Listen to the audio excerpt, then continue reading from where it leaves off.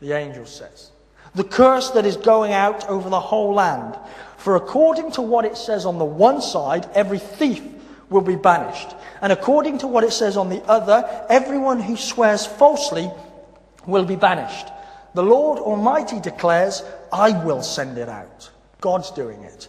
And it will enter the house of the thief and the house of him who swears falsely by my name. It will remain in his house and destroy it, both its timbers and its stones. This giant double-decker flying scroll pronounces judgment. And how I love to preach about the cross. How I love to preach about Christ coming, the incarnation. But I also need to preach about the judgment.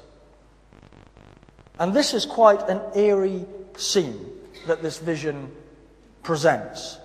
This scroll will pursue its target until it finds them. It searches homes. There will be no stone left unturned, and it will not rest until it has found what it's looking for. It's looking for those whom this curse of banishment is pronounced upon. This vision is a pronouncement of God's judgment on sin and such sinners. Say that quickly. Sin and such sinners. And you might be thinking, well, there are only 2 sins printed on this scroll. It mentions nothing of adulterers, of murderers, of Sabbath breakers, of those who covet. So maybe these people have got off scot-free. Well, maybe not. Because those sins that are written on the scroll represents the horizontal and the vertical relationship that we have with God and He has with us. You see, these 2 sins run both ways. The first, every thief will be banished. And that's a sin directly against your neighbor, against your brother, against your sister, against the one who Jesus would soon die for. And the second one, the vertical one, everyone who swears falsely will be banished. That's a direct assault against God because we think of blasphemy. Now these 2 offences encapsulate the seriousness of what it means to be a people of God who live under the lordship of Christ. You have to be right with God and you have to be right with your neighbour. Failure to love God and love one's neighbour will invite the judgment. Now some people think that they can avoid justice. Some people are so good at playing the judicial system that they never spend time doing time for the sins and the crimes that they've committed. Some people think that I can get away with it because I have friends in high places. I mean, we think of those MPs, some of whom have innocently made mistakes. Others have played the system for years and now they're brought to account. It's good and right for them to be brought to account. But some, I suspect, will still kind of worm their way through the system and be unscathed. I want to say there are no loopholes to jump through when God pronounces judgment. There are no hiding places for people to run to. No barristers for people to call upon. With God it's final. It's being pronounced. This is what this vision is doing. There will be no 6-week courtroom dramas. There will be no appeals. God has already pronounced the judgment. And the early church thought that the judgment was imminent. And I think it might take some of us by surprise too. So we're reminded through this vision of God's opinion about sin. God despises it. He hates it. He can't stand to be around it. And we can trace this throughout the Bible. I want to ask you a question, maybe a little bit of interaction. In what accounts of the Old Testament or New Testament do we see where God despises sin? Just give me some accounts where He's judged something because it's been wrong. Well, let's think about the flood.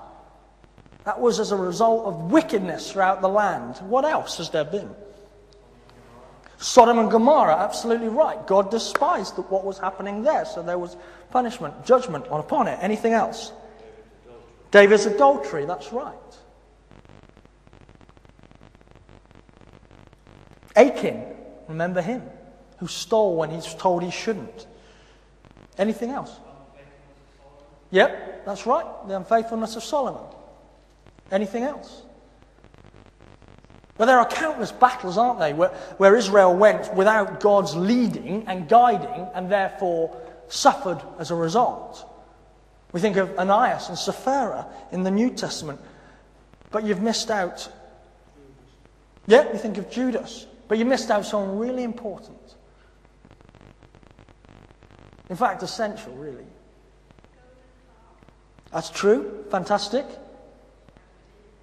Yeah, she made a mistake. That's right.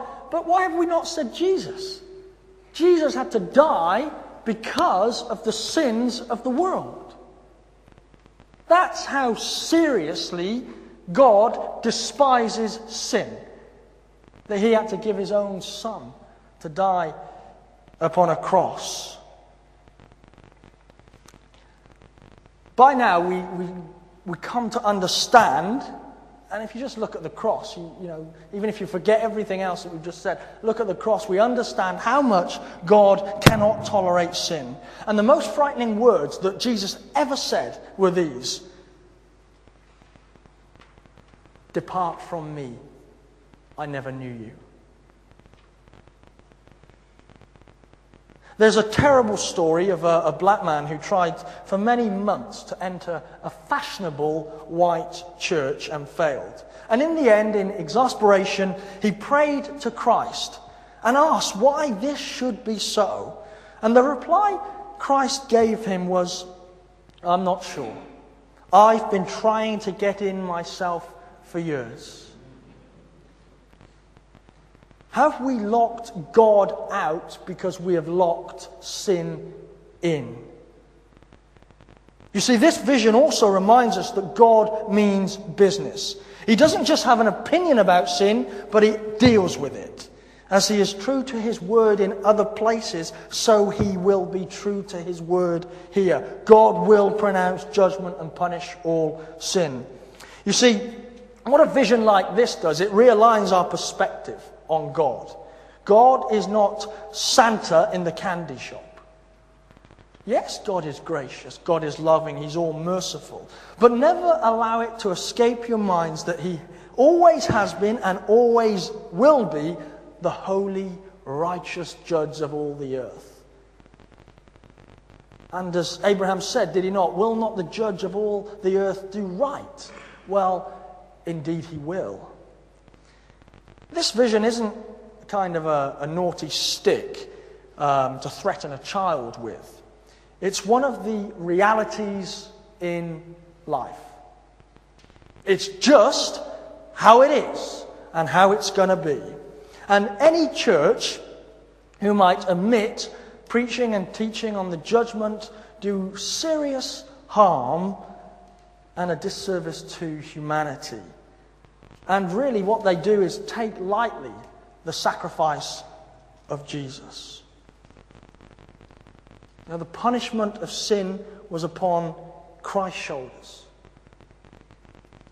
He dealt with it. He paid for it. And so we have a Redeemer.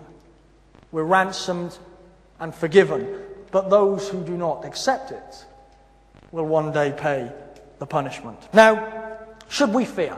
Should you and I fear? If this scroll is going to come to our front doors, you know, imagine this scroll flying around Stockton upon Tees. Will it have some work to do here? Will it come looking for me? Well, I need to say, fear not, Christian.